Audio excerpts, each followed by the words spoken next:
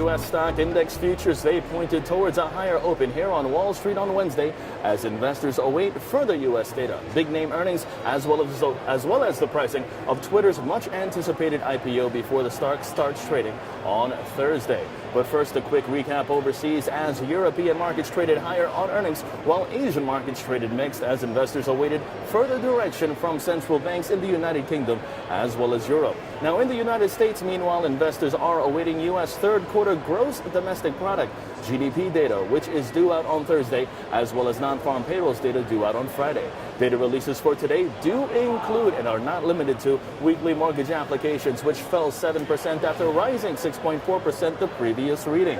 Also, U.S. leading indicators, they are expected to stay near its previous reading of 0.7%, coming in at around 0.6%, and oil inventories figures, they're scheduled to be released as well.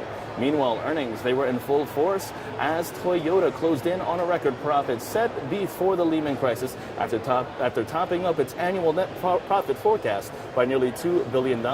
Second quarter net profit for the company rose 70% to 438.4 billion yen. It also managed to raise its full-year net profit forecast 13%. Also, Chesapeake Energy today in the highlights as the second largest U.S. natural gas producer reported a profit for the third quarter. Chesapeake's profit was $156 million at 24 cents per share, and the quarter ended September 30th. This compared with a loss of $2.1 billion or $3.19 per share in the year-ago quarter.